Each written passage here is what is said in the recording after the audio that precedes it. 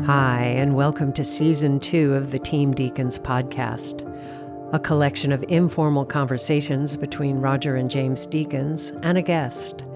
We never know where the conversation will take us, so listen in and see where it goes. This episode is sponsored by Aperture, a premier manufacturer of LED lighting with the industry's greatest variety of fixtures for your complete lighting needs. Aperture recently announced the new Storm family of lights. With LED white light quality that matches natural daylight and classic tungsten bulbs, plus extreme low-end dimming while maintaining color quality. Discover more about the new Storm lights and the complete Aperture lighting ecosystem at aperture.com. Today we're speaking with a production designer. His credit list is long and includes Wicked, The Greatest Showman, Interstellar, and Public Enemies. We're pleased to welcome Nathan Crowley. Nathan, thank you for doing this. Hi, welcome. Pleasure. It's very nice to meet you both. We'd love to start with our question. How did you get to where you are today? Where did you start out in life? Did you think you wanted to be a dentist first and then found this? What was your favorite pub in Islington? Roger's getting down to the specifics. Yeah, the Island Queen. Come on. There you go. Yeah, on Knoll Road. Yeah, no. I grew up in Islington. Well, until I was about 12, and then we went to South London because my father was an architect. And he wanted us to live in a glass house, as all architects do, all modernists do. So I had to leave Islington, which was a great shame. My mum was a painter, so it was an odd household. And then so from there, I ended up. Where did I go? I went down to Brighton Art School, which was great. I came out of that. Sorry, why Brighton? And what was so good about it? Why Brighton and why art college? Well, I always loved to draw. I ended up doing a fine art year or foundation year in Sir John Cass Art School in Whitechapel. And that led me to, I applied for architecture at Kingston and got in. And both my parents had been to Kingston. And decided I needed to get out of London and probably away from my family. Right. Was the reality. And actually, the deeper story is I went to Brighton by accident because I went down there for a great night out, and I broke down on the level, which is the big flat area near the Royal Pavilion, in my Beetle. And so I went to sleep. I woke up and got out, and the art school was opposite where I broke down, and it said open day. So I thought, well, I'll go in there. Wow! And I met the head of, it was called Interior Architecture. I think my degree ended up being in 3-dimensional design, who I really liked, and I thought he was a cool guy. And it was like, is there still time to apply? So. Yeah, he let me in after seeing my work. And that's it was by mistake. And that really is how I ended up. It's the same with the film industry. I ended up there in the film industry by complete mistake. I didn't even know you could get a job in the film industry. I really didn't. And it didn't occur to me. I mean, of course, I went to Leicester Square and I saw all the great movies, and I love movies. But my dad, we end up watching endless war films on a Sunday. But, so that sort of led to me ending up drafting. I did a lot of drafting for architects after art school because those are the jobs you could get in the 80s. There's a lot of business architecture going on. So I got a job drafting in Bethnal Green for a big architecture firm.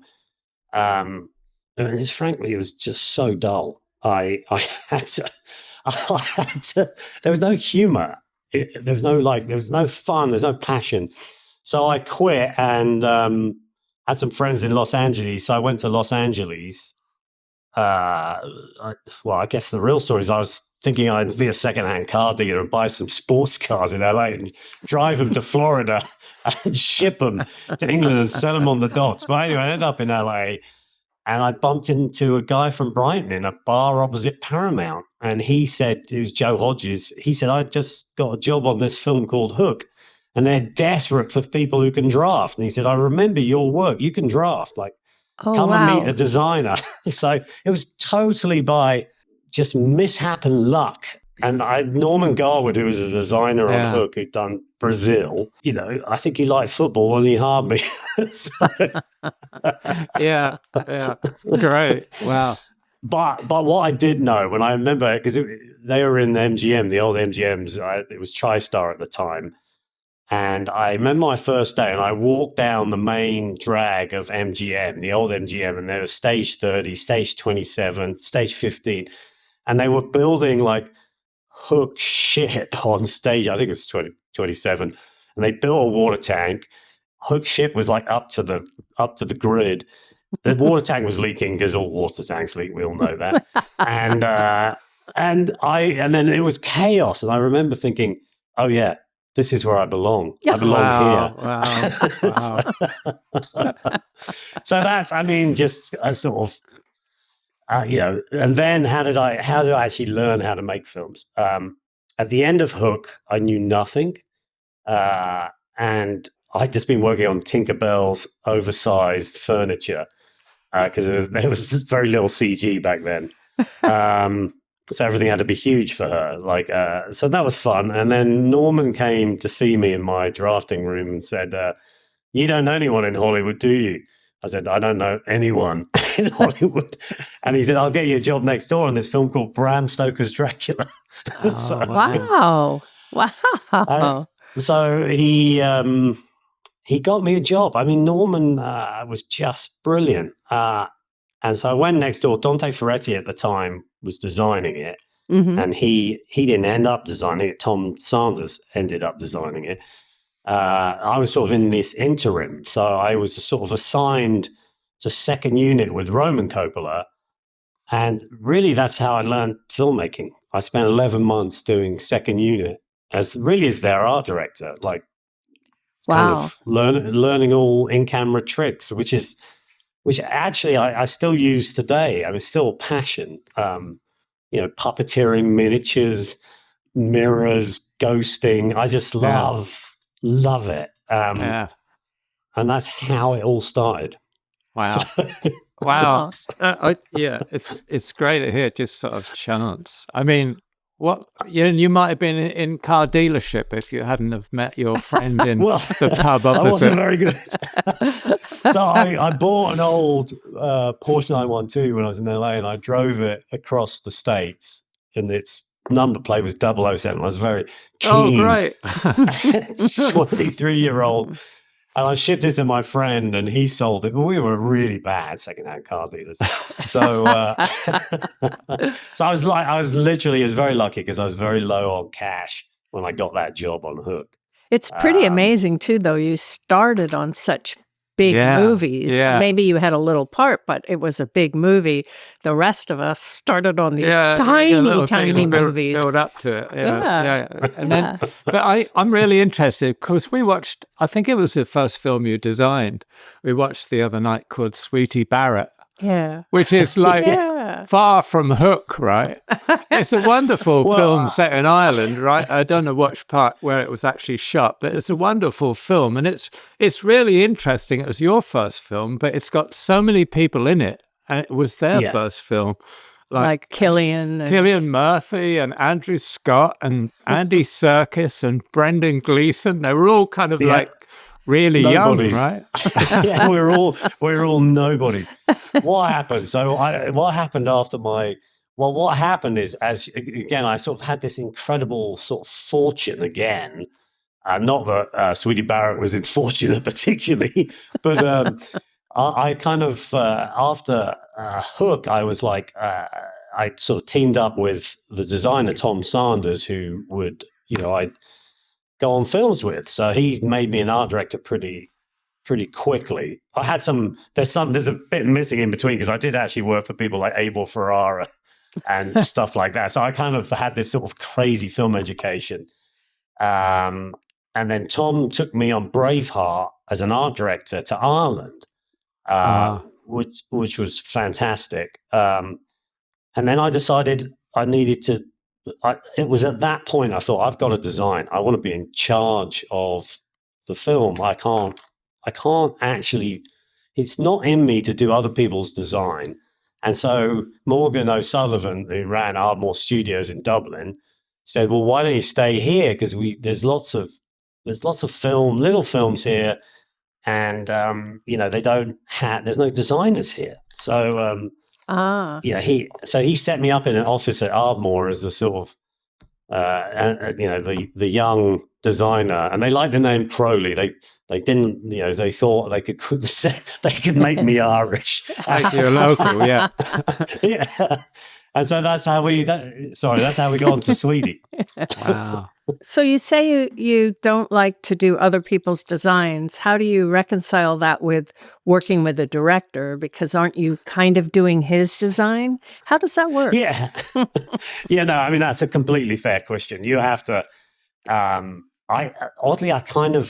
I don't necessarily see it like that. I mean, I worked with Christopher Nolan for 20 years, and I'd always go into his house months and months before anything happened and try and help him visualize the script. So I came from a very sort of privileged position of him needing imagery.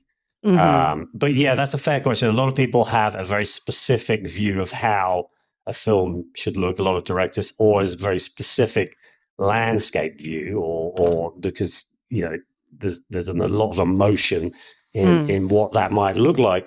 And yeah, I mean, I guess what I really meant is I needed to be the designer so I could be in charge of translating that script for them and work with them. Mm-hmm.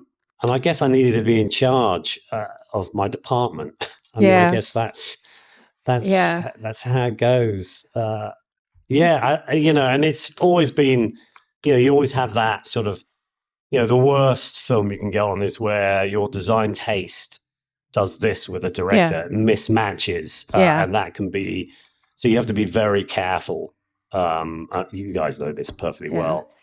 When you read a script, and just you have to make sure you see be it friends the same with way. the director. Yeah, exactly. Also, you have to hang out. You're going to hang out the whole time, so you've got to know that you can get on with them. And it's all, to me, it's about taste. It's like about anyway. No, that's true. Well, I think that's interesting because I know we've had an occasion where we've worked with a production designer that has their own taste and the director had their own taste. And so things would be going along and there would be these little things kept being put into the set that didn't really work with the overall thought of the director, but that need to put their own mark, I guess, on it. But in a way, if you work with the director from the beginning, you are putting your mark on it. You're coming together in common, and that's your mark, right? I think certainly with Chris, what I loved about working with Chris Nolan is we go walking, we started on a film like our smaller films, like the Prestige stuff, just going walking around LA, and he'd be playing a film in his head. He'd be playing his film, and I'd have read the script, and I'd be playing my film in my head. Mm-hmm. And he would slowly put his film in my head by just spending days walking around. And I got to know his film, and then I could help him find some more interest, or maybe look at something differently as a designer. Like, can we get past the first layer of the obvious designs, and can we get somewhere? Have we got enough time to get somewhere interesting and find out? I call it finding all the no's. And so and then, as we did bigger and bigger films, we'd go around the world. You'd get on a plane and we'd say, which way you want to go? You want to go, west or east?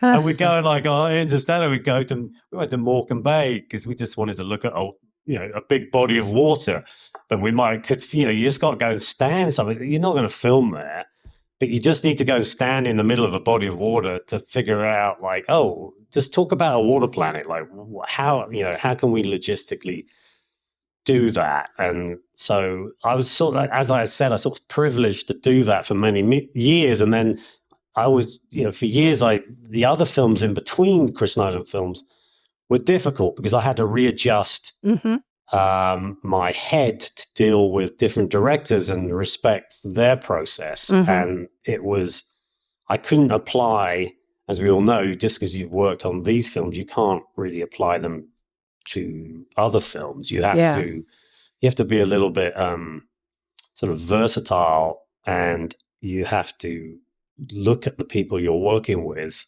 and be careful that you don't, like you were saying earlier, impose something that's incorrect. So that's kind of, anyway. What's the kind of is there a major difference in your approach if you're doing something like Sweetie Barrett or Veronica Guerin, or a film like that, which is kind of based in a more reality, as opposed to sort of Interstellar? What's the difference in your approach, and what do you have to kind of consider most? I'd say, I always say I start in a room with a script and all the sort of the main scenes, and I try and find imagery or locations or anything to visually put up a film on the wall in that room to see if I can find a look. And I usually like to do that with the director himself. Like the approach is like, so if you take Sweetie Barrett or Veronica Guerin, we know Veronica, that was a real story of Veronica Guerin. So we know that there's an enormous amount of research on where she lived, where she was murdered, and so you have to sort of respect that story. You have to be very careful and tread lightly. Whereas Sweetie Barrett was a sort of fictional clown in a circus, and it's like, sure, we could, you take what a traditional bad Irish circus is and say, well, would the audience believe if we did this a bit? If we, can we, the approach has to be different for every film. Like, can we whittle down to make take only blues and reds or whatever it might be, or is what is that sort of, where is it based? It's this sort of bad traveling caravans, and what's the landscape in Ireland that's quite depressing? I don't want to be in that circus. It's the most depressing place ever. So you look for locations, and often location scouting is fantastic because it sort of just gives you ideas. And whether you use that or not, can you apply that? Sometimes I put something on the wall and go, oh no, it doesn't belong there. It's over there. That should be in that scene. But you've got to do this with the director. You've got to do that process with the director. And it's also good fun because you get a pair of scissors and a printer, and certainly not so much Chris, because he just likes to stand behind me and look at me working. It's like, leave me alone. Go write your script, And whereas Damien would get a pair, Damien Chazelle would print tons of stuff and get scissors and throw them up. And you also, I think, by making it not precious, certainly at that stage, I think as a designer, you allow everyone to have a voice. Like you've got to make it inclusive. And so, also it creates something even bigger than what you originally had thought. I find it really exciting where you think you know the script so well, and then in prep, you're talking back and forth, and suddenly it grows into something much bigger and better and more right for the story because of the combination of the ideas. Because they might have 5 ideas, one of them is good. And if we put all the good ideas together, then wow. No, 100%. And you want, during that process, the DP is always coming in too with good imagery. And it's like, I don't know, put it somewhere on the wall. Just put it somewhere you like. To me, it's a jigsaw puzzle, and and the sort of creative part is seeing it, all the pieces of the jigsaw puzzle as you finally build it, and you can see it as one place or one film or one story because you've got all the pieces in your head. And that, I think that's actually what Chris Nyland taught me. It's like, can you put that all in your head? Which is hard because he's got a bigger brain than me. And how do you work with the DP? They're in that room. I mean, the problem is they're not hired at that point, and so it's like, come on in. So whatever days you can get, it's like, okay, this is where the room's going. Please come and join us. Spend the day with us. Bring a computer. Here's a printer. Like, just be part of it. Or I think a lot of the times, people like Hoyter would want to be in there and listen. And but then it's a very private space for Nolan. So it's in his house. It's where we always did everything, in his garage. It's now a fancy garage. But actually, it became a fancy garage and it became another house. But, I think the costume designer needs to come in. It's all HOD, special effects, visual effects. You want everyone to be part of learning the film. And I've obviously now moving into more fantasy, and I've always tried to apply that methodology to new directors I meet, and some of them don't want to. They have lots of things to do. To be stuck in a room with me might not be their priority. But also, talking with the DP can be helpful to you too, because if they're never going to see the ceiling, and you had this intricate ceiling planned, isn't it better to know it sooner rather than later? Or are you going to argue and say, well, there should be a low angle because I like that ceiling? I'll just lower the ceiling. Okay. Yeah, because the camera is the camera's brilliant because it's like, so what if the ceiling's on your head at 7 foot? It doesn't. It still photographs really well. I mean, maybe the lighting doesn't work. I mean, Wally Pfister was always like, he was like Captain Window. So it would be like, I mean, he's right. It's like, you got to make sure that window. I mean, again, it's like the great thing about sets is like, sure, if the window's tucked into the corner, so you can get the light across to someone on a wall, that's fine. It doesn't really, it doesn't, just because architecture says it has to be 3 foot away from a corner structurally, it doesn't matter because you frame it up in singular shots, or if you're moving, maybe you have to think a little harder. I mean, the joy, I think, of the camera is you can have a window on the inside. When you go outside, that window doesn't have to be there. Yeah. And, like, there's no, it's brilliant. I mean, there's no real rules. If you can get away with it, then Yeah. And a few occasions we've done that. Yeah. Does the same hold true then when you're doing a period piece like Public Enemies or something, and you've done all this research on how it was, but if it would work better if it was slightly different, are you sticking by what the actual facts were, or are you flexible in changing something because it works better? Oh, no, I'm completely flexible. When I do period films, I mean, you take The Prestige, it's like, if I ask you, when was electricity invented? Like, you know what I mean? It's like, sure, on Regent Street, it was invented before it was in, Truro. You know what I mean? So probably about 50 years. Yeah. 50, so I don't. I've got it now. Yeah. So I don't believe. Whatever. I mean, Dunkirk, we wanted a more modern train because it was like, it was it didn't feel right having a sort of old 30s British Rail train. We wanted it to feel there's a simplicity, there's a modernism to that film. film. So we actually used a 50s train because you've got to get into clean lines. Like there's themes. Like the mole is white and it's a road to nowhere. So you have to apply some of that cleanness to other things that would, you get criticism. Everyone says that's not the right train, and it's like, well, yeah, but does it it's matter? the right story.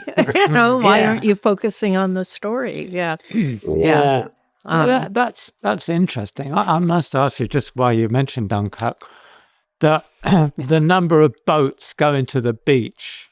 I mean, I was gratified to see there was one steam, what was it, a paddle steamer that was from Devon, which was actually true, which I was glad to see. But it seemed like there weren't enough boats. Now, I know practically you probably won't be able to get that many boats, but do you feel that it was compromised because you didn't use CG to extend the number of boats, or to put the number of people and equipment on the beach, which actually in historic photographs the beach is actually trash. I mean, when they've left, it's covered in trash. Yeah, I mean, I totally hear you. Like, do you put CG in? We were trying not to do CG because Chris needs to protect that IMAX footage, the native IMAX, and so we were trying to get enough boats. And the reality of that day is the not all the boats showed up, and so reality of filmmaking. And I was running with the producer down to the Dunkirk canals, just with $500 saying, "Can you get out to sea to the Dutch barges?" Wow. And and you see, you're kind of like, it's like, "Can you go out to sea now?" And like get in the locks and get going. And we had a lot of boats there, and we were trying to do it in camera to get the feeling of. I mean, Chris always likes to do things in camera because you just get something that you don't expect on the day, whether it's weather. Absolutely. Or there's something there. So a lot of the ships, like a destroyer, is 350 feet. So we had one French destroyer, and then we had sort of boats from all the way up through Rotterdam to Norway that came down, and we half-sized the window. So we built flattage around those boats to scale them, to make them look bigger. So all the windows we did half-size. We brought them in half distance, and we put the guns half-size. So we built all these additions to the ship so they'd look like other destroyers trying to get onto the mole. So we just, the task was to try and get that event in camera by every method we knew at that point. And it probably feels like there's not enough stuff on the beach. I mean, the army was a series of, we had 3,000 cutouts and painted cutouts, or scenic cutouts of British troops, and which were actually all just photographs in costume of my scenic department. We just hand painted them. And, so I could extend Chris's army by 3,000 people, which was 3,000 extras. We didn't have a lot of money. We were making it, I mean, for under 100. So try and launch that with the planes. All the planes were flying miniatures. So we had, 17-foot Heinkel miniatures, remote control. We had everything. We had a whole sort of remote control flying team. So when you're flying the Heinkels and you're behind them in a camera ship, you've got a remote control guy flying the Heinkel. So we had a miniature airport. So they take off and they come in, and then you get your boat in place so they could fly over the boats. And then, so the complexity, I mean, it was complex. I mean, here's the reality of Dunkirk, because Chris phoned me. He was on holiday with his family, and he said, any chance, because I live in New York, he said, can you get on a plane, come meet me? And it's like, sure, where are you? And he goes, I'm in Dunkirk. It's like, really? Well, I think I know what we're doing. And so, I flew over there, and he was disguised in a baseball hat and a pair of shorts. And we walked the 18 kilometers of the entire beach. And then you sort of come to the realization that everything everything you imagine happened on that beach. There were empty spots, there were crazy spots. So Dunkirk is a colossal stretch of beach, but the way it's always been portrayed is that little area near the mall, which was bombed to hell. So yeah, I mean, it depends on. I mean, again, Roger, you're probably coming from a visual point of view. It's like I want to see more. Yeah.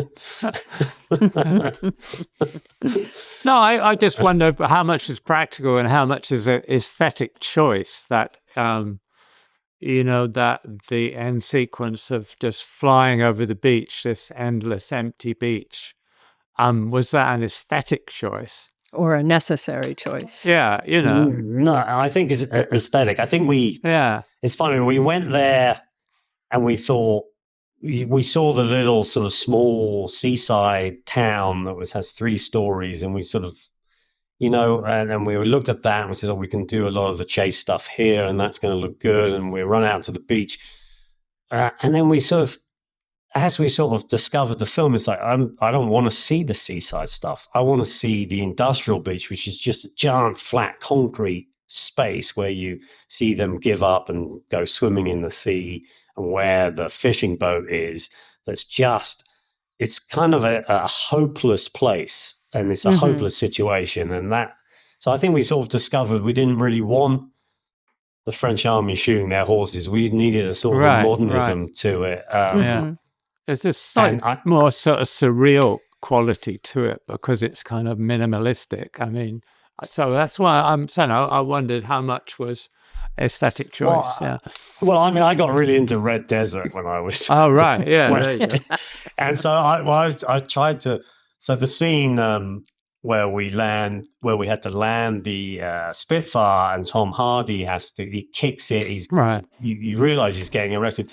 There's all this industry behind. So I was desperately, and it used to blow all its steam at certain times of the day. And it's like, but the sun was going down. It's like, just hold on, we're going to get a Red Desert steam plume if we just wait a second. And so, yeah, I hear what you're saying. It became something else as we did it.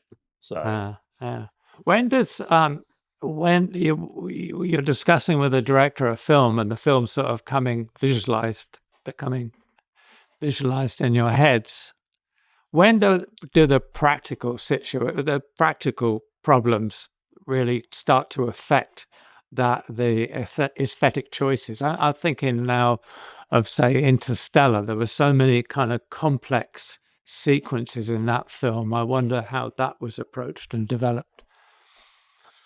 Yeah, I mean,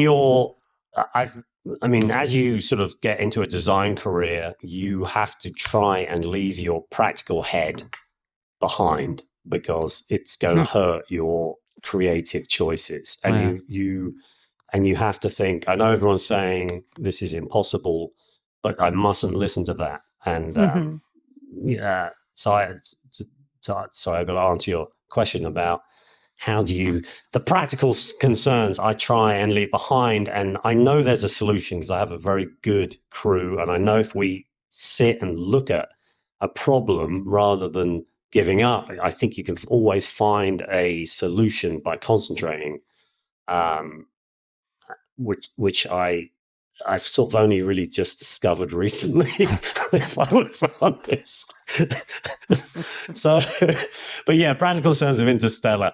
The body of water, well, you've got, first of all, we've got to design a spaceship that we, the Ranger, and then we have to do all this practical sort of engineering of the film, like all these ships, all the docking sequences, where Mann is, where Dr. Mann is, like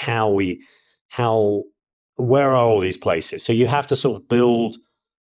You have to do 2 things, really. You have to design ships and then look at landscapes, because we know we're going to want to shoot in landscapes, and we know we have to find a water planet, and we know we have to put in the Ranger into the water, the full-size Ranger, so we can go in and out of that with actors. And the reason we have to do all of that for real in the body of water is because the wave is digital, and so we have to do this blend of digital and real. And if we can get enough of it real, the editor can really cut it together in a way that we take our mind off the CG. And so the body of water was by accident. We tend to always go to Iceland because of Batman Begins first on our world tours. And so we know we're going to find the ice planet there. That we know. And the question is practical. Production want us to find as many locations in the same place as possible so you can then run out to the different locations. The money wants us to do that. And so, again, I was wandering around with my Icelandic art director, Eddie, and who knows every farmer on the south coast there. And he was just asking the farmers, is there an endless body of water anywhere that we can drive around in? Some farmers said, yeah, if you go down there 5 miles, there's a glacier wash. And so Eddie found this glacier wash, and he sent me all these photos of him driving a car around, because it was only 2 foot deep and it was gravel, and he was just driving around, and there's as far as you can see with beautiful horizons. It was like going to Chile or something, Wow. So, but in Iceland, and so it was like, well, there you go. We've got an ice planet and a water planet. Logistics are, we got to cut a road 5 miles to get down there, and the water is freezing. So it's glacier runoff. So the crew aren't going to be happy. And then we're also going on a glacier where it's hard to work on glaciers. So, and we're putting man's pod into the glacier. We're going to build it on site, not the interior. So you start by, certainly for Nolan films, you start by assuming we're going to do it all.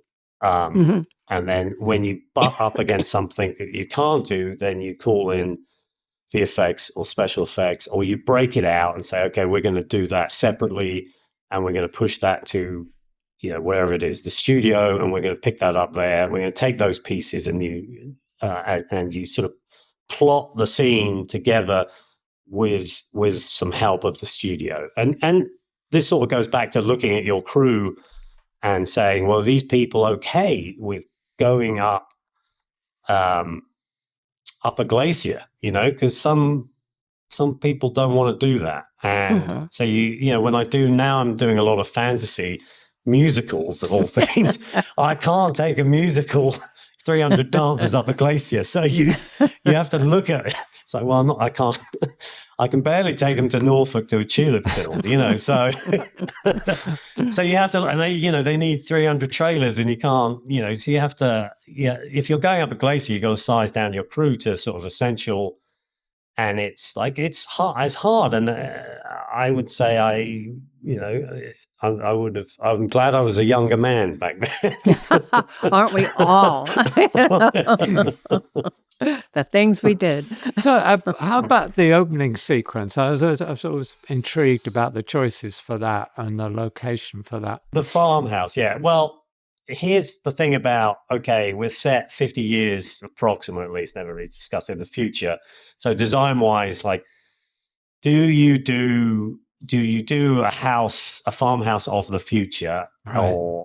And then when you look at that, it's like, well, the audience are just going to bounce off that. It's going to have like solar panels and things and lots of glass and, modernism in some way.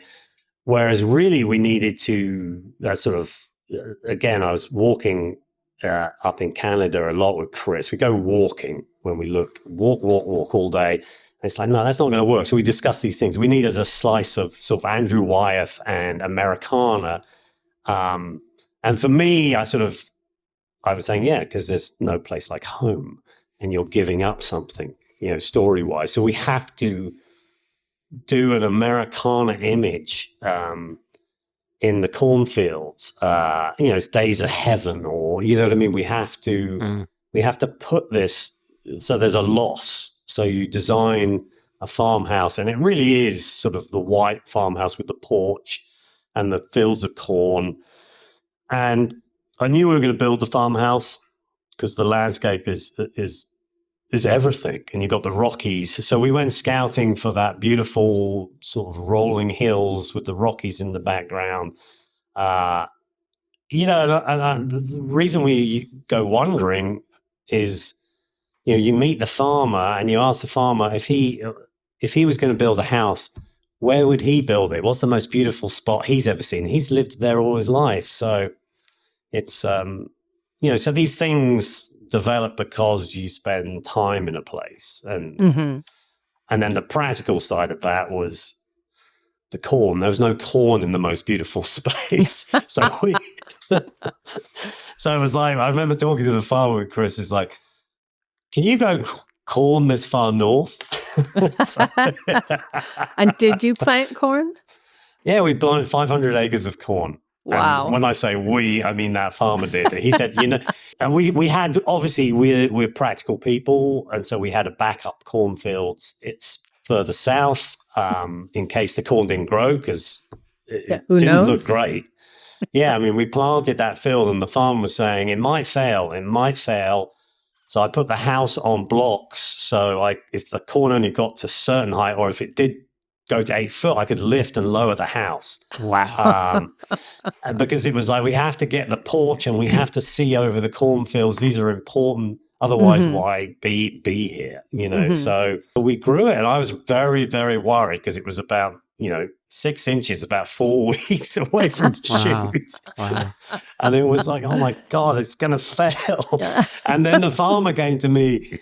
It grew to 6 foot, and he came to me and he said, wow, the corn failed. And I was like, what do you mean it failed? He goes, well, 6 foot is a failure. And it's like, wow.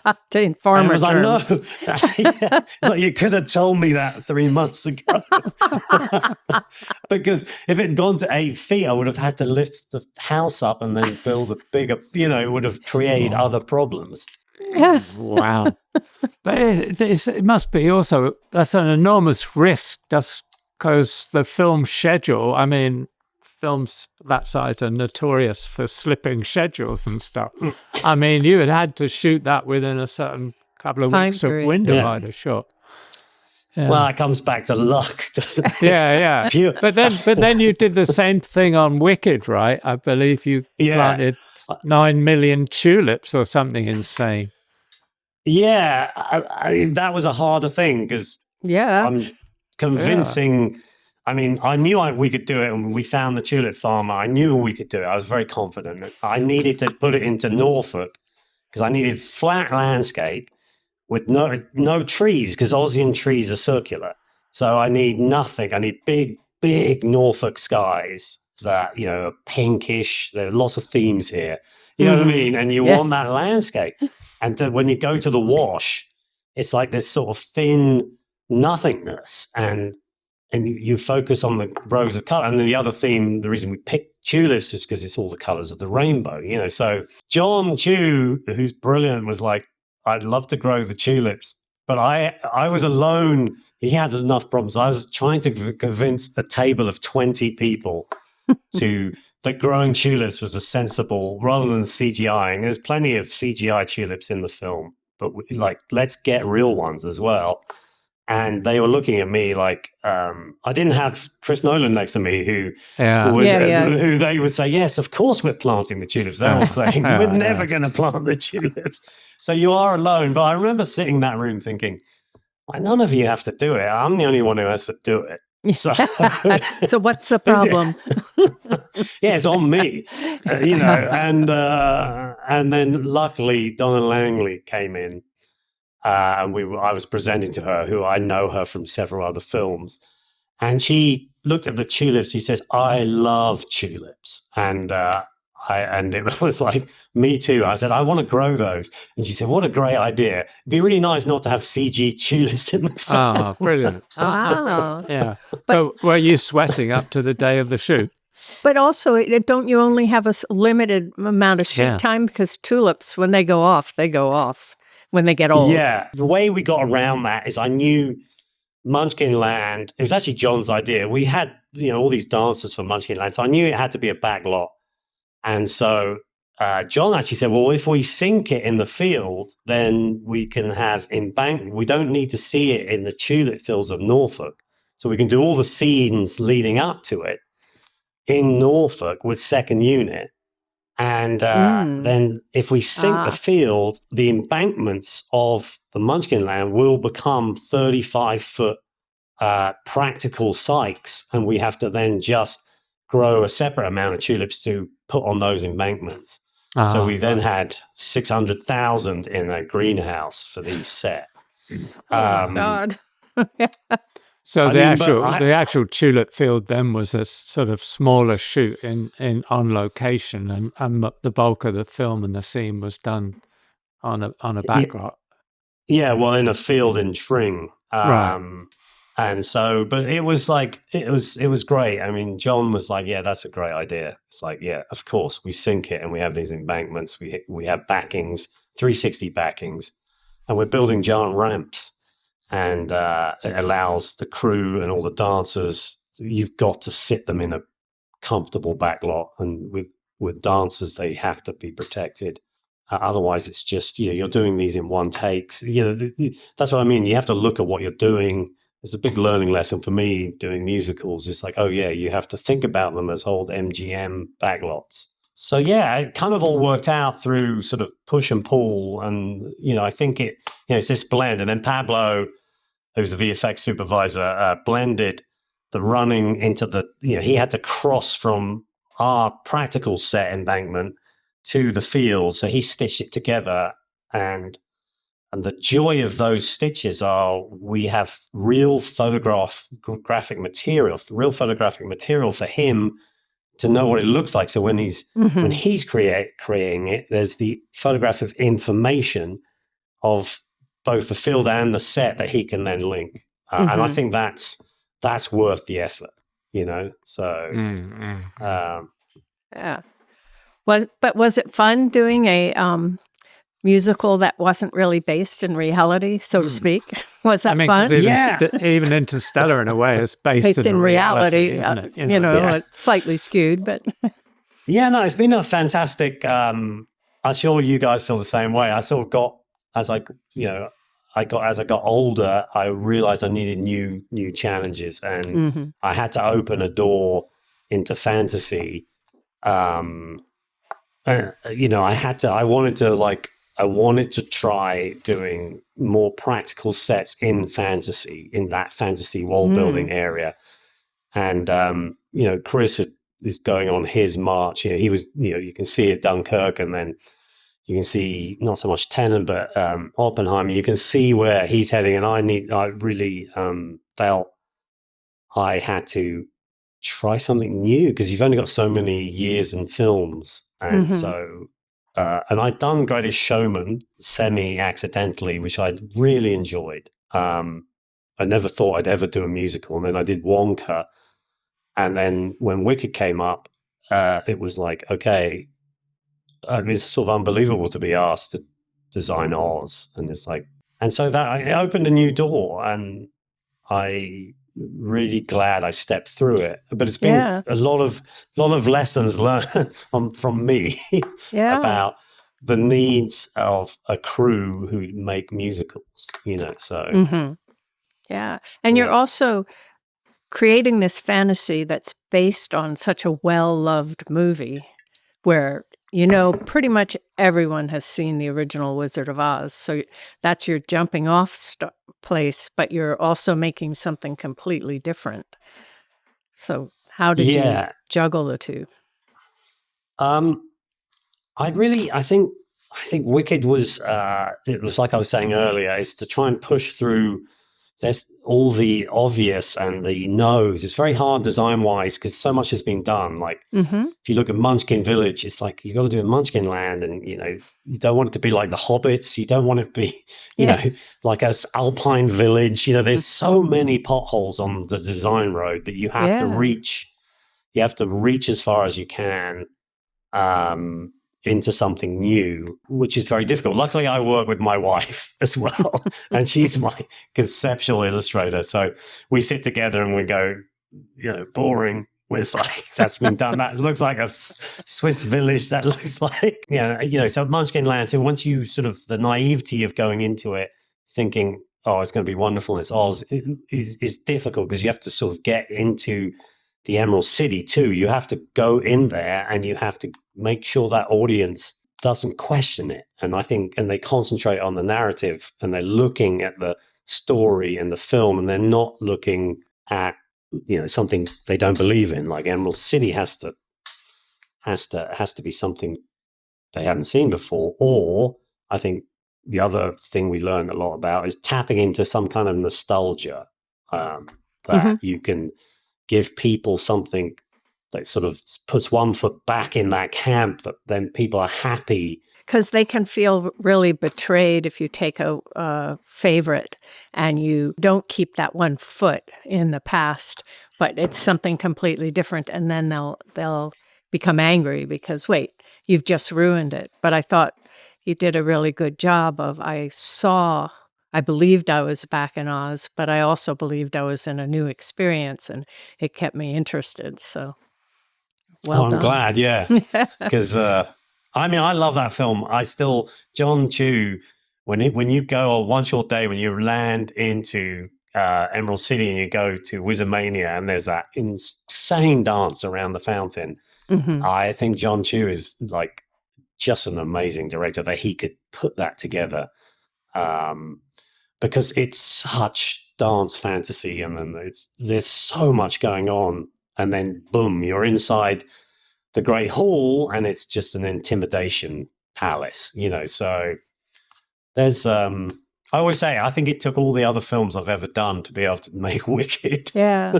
Well, you said that you had to make adjustments because it was a lot of choreography and dancing. What were some of those adjustments? Was it where things were so the number could play out without falling into the fountain? And was it soft material so there wouldn't be clapping, you know, from the feet? Yeah. What? Yeah, I mean, it's all the surfaces dancers need. I mean, ideally they would want a flat sprung floor, but you can't do that because it just looks rubbish. And so you have to find materials, and you have to find different ways of doing it. Like I love the idea of cobble. So we, you know, at night we get light texture on it that would reflect if we varnish them. But we ended up having to silicone fill all the joints to get them flat. And so they could dance on them. So, you know, and it was like lots of testing and lots of great art directors. I mean, a wonderful art department and construction department who we could do in the workshops. We could test and test and test. And when they created the choreography, did you create the set first so they were choreographing around the elements in the set, or did you have to design around the choreography? Well, I think it was a sort of a joint thing. So we come up with a design in the art department, build giant white card models of the set, and then 3D print figures that they could place around the entire set. And then, you know, and they can move them around. And then I just leave them in the big room. Like I leave them all the models, all the people, so everyone could go in there. The director, the DP, I mean, we've been through those models endlessly with the DP and the director anyway, but everyone else could go around and move people around and come up with ideas. Now, some people still don't really understand physical space, even in a foam core model. So then I'd peg out the whole set on site or on a soundstage, and we would allow everyone to sit with that for a while. Sometimes I'd need to put plywood walls up so they could understand the movement, the camera movement, the dancers, where people need, and we keep that all flexible because, you know, things would need to change. The lighting, the set dressing would have to move. Sometimes it needed mechanical effects in it. So that would all be sort of fluid in a very plywood changeable space. And then because these sets were big and we have what I call the art direction portion, which is the build portion, and sometimes it can be up to 15, 16 weeks on the back lots. Wow. It was like everyone needs to come down and spend time with us. You know, it's really important that everyone comes and even on a Saturday, just come and walk the space as we're building it. Yes. Because we could change it. We've got the best construction crew ever. Yeah.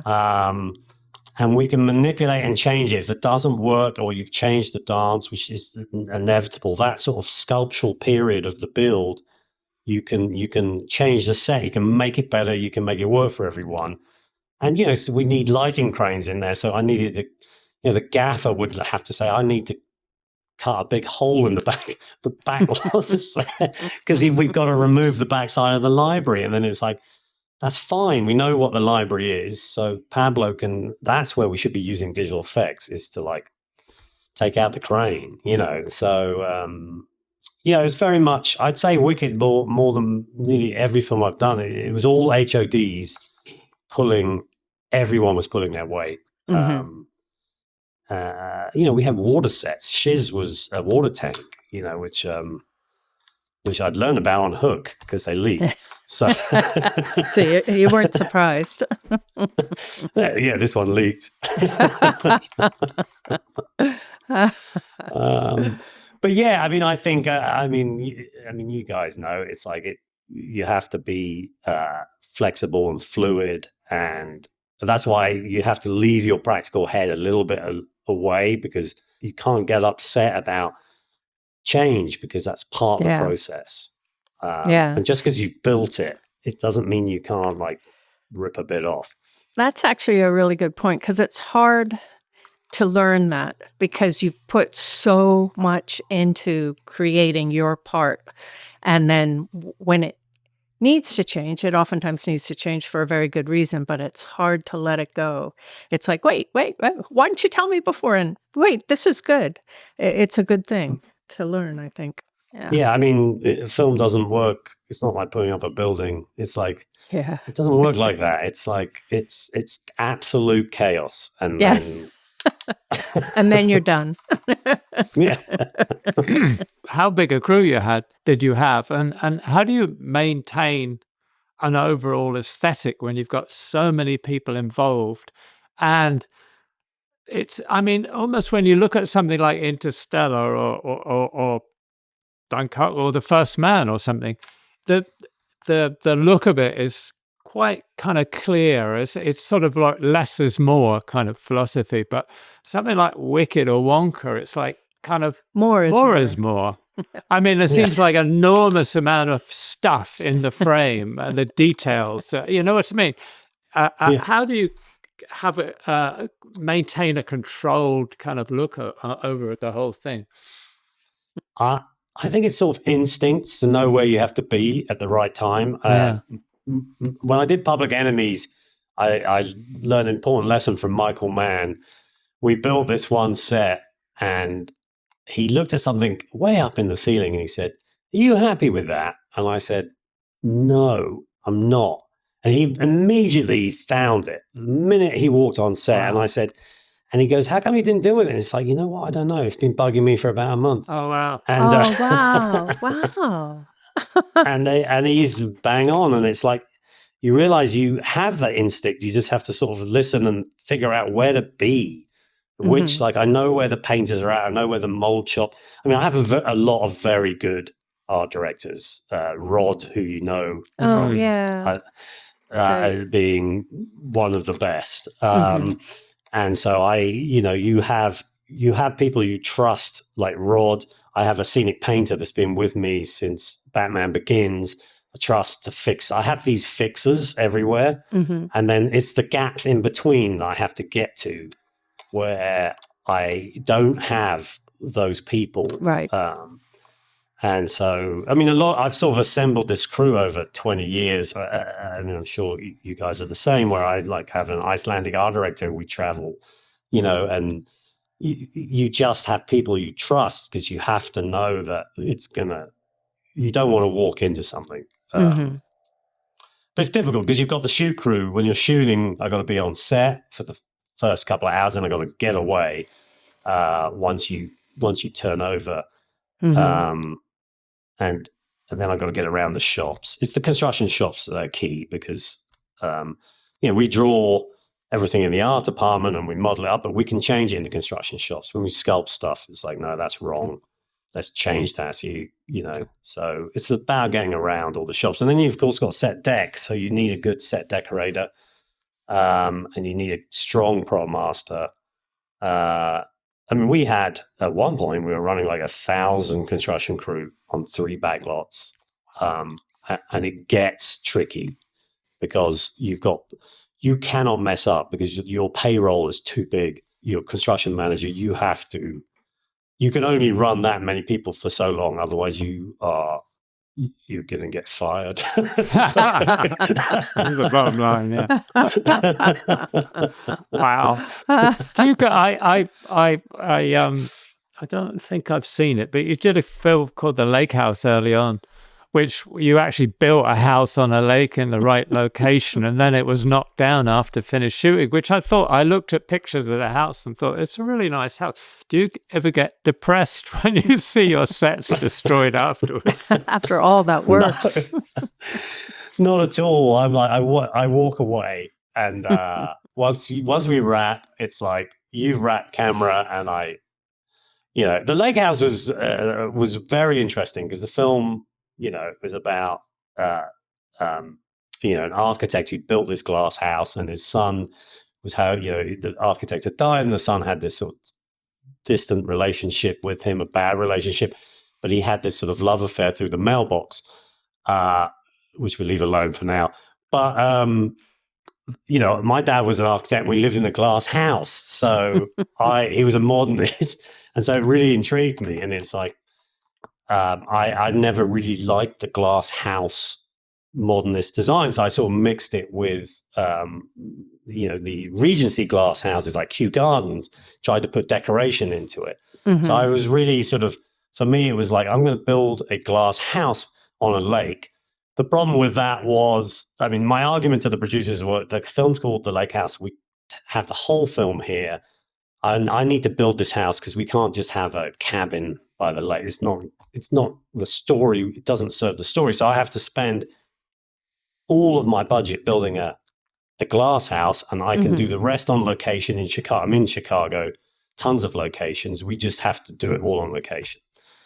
And so I was in quite a big argument with the producers about spending 90% of my budget on one set, which they finally agreed to because it's the name of the film. But those were the sort of struggles of that film. You have to, for me, we had to define that lake house properly. But big, again, we undertake these things and they're not easy. We're in a national forest. We have to get agreement. We dug out an area and let the lake and built a house where we put a dam up, a mud dam, and built the house up, and then we took it down and let the water flood in around it. So, you need to you have to find people who are interested in figuring that out. This is the bit I really enjoy. This is a bit, it's like, because it's going to make the film better. And, Would you find now, do you find more recently you get more pressure to do a film like that, say in a volume, build a house within an LED volume and have the whole background as a pre-shot exterior? I don't work that often, Roger. No, I don't agree. I know what volume. In First Man, we with Linus, the great Linus. Linus brought in the LED screen, which was phenomenal. I don't think you can. For me, what I learned from Linus is like, you need a screen, a window. You need something in its way, right? Or a frame. If you're good, it's the best. It's the best back projection, front projection I've ever had in my life. So doing miniatures on them. During Gemini, we do a camera mount on the Gemini, because then you have the surface of the Gemini and the camera's moving with it, and then the background you're getting it out of your sort of personal frame when you're watching the sequence. So I don't believe in the volume beyond it being front projection, essentially. Now, that's me, but lots of people love it. I love the LED screens. They're incredibly, and also they light everything. On Interstellar, we only had projectors, so we had we had 4 and 2K projectors, and we had to then put another projector projecting the same image back into the cockpit to get the reflections on the glass of the helmet. So the sort of trying to coordinate projectors is, this is it's like, discovering a wheel is round, Yeah. Talk about on First Man that I was interested in the moon landing. I mean, how did you conceive doing that? I mean, it's obviously a challenge in every way. So can you just talk us about the process and how you ended up achieving that? Yeah. Sure. I mean, do you mean the actual landing on the moon, or actually the scene on the moon? Yeah, being on it. Yeah.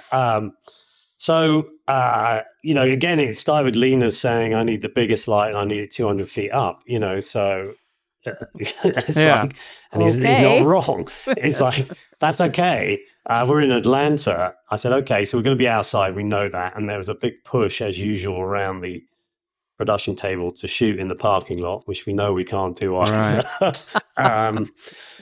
And then, we had Dean Egg at VFX, who are fantastic. So it was like, you know what? We need, unfortunately, Atlanta is covered in trees. So I just happened to be with a location manager saying, I don't suppose you've got a big white quarry anywhere, do you? And he said, yeah, we do actually. It's like, you could have mentioned that before.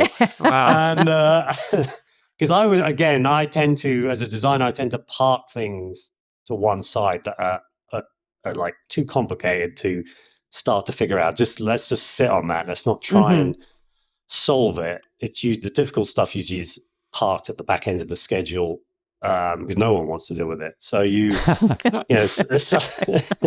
so it's like, I just need to do that. And then he showed me the white quarry, and he's like, this is great. This is, again, it's like local people, location scouts, and the people who ran the quarry. It's like, yeah, sure. And it's like, and I said, well, do you have any sort of do you have this sort of white, whatever it was? It wasn't chalk, it was some kind of granite. Do you have it as a fine dust? He says, yeah, that's the waste dust from the material, because they do the hardcore, they build for roads, So that's the byproduct. We don't know what to do with it. And he says, it's over here. And so he showed me these mounds of this fine gray dust. And it's like, I don't suppose you could clear a 5-acre area and spread it around for me. And he said, yes. And so we got that area, I forget, it was Tranquility Base or whatever. And we got the maps of the moon, and we started sculpting that area. And then to kill the trees, I asked him to mound up gray dirt to kill all the tree lines so we could get like 20, 30 feet, just find some kind of matte line that then VFX could really work with without having to do a ton of rotoscoping. And then, of course, we were out in the quarry, so we could get that giant crane for leaning us up. And then we just needed to build the LEM. So we go in and out of it. And, the problems with this is, of course, the day we were prepping to shoot the night shoot, it snowed. It snowed on the moon. Oh, no. Bending reality again. Well, I know. And then we had to sort of sweep the snow off because, of course, no one's stopping. No one's going to stop for you. You know this. Yeah. Like, you know how it goes. Yeah. We got, Ryan Gosling. We got to get heaters out there and melt the snow. It didn't snow a lot because it's Atlanta. And then the light goes up, and Linus puts this. Must have been like a 200K specially built light. It was like boom, and it was like, that's the moon. Of course, the light blew halfway through the first night. So I had snow. Linus had some issues. The light blowing up. Yeah. Well, your great light in 1917, the fire, like, the drama of that is like fascinates me. It's like, like that, because it makes it makes the place, and it's like, I think it's really important to have kind of ambition like that, So that was another one with the little cardboard set and the little figures and a light bulb in the middle, and then LEDs going overhead for the flares. Yeah. It's funny, we've come to this age and we're still playing with dolls. Yeah, right. Some of that's still fun, yeah. Okay. What do you think is a common mistake made by production designers, first-time production designers? What should they avoid doing? Well, you can't listen to too many people. You have to listen to the right people.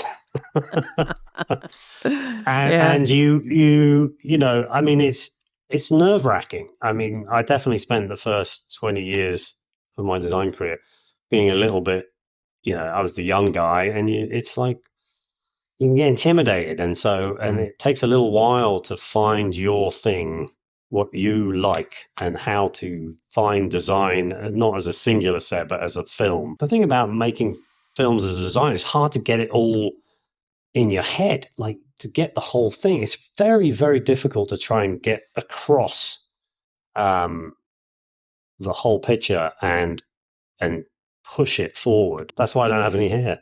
So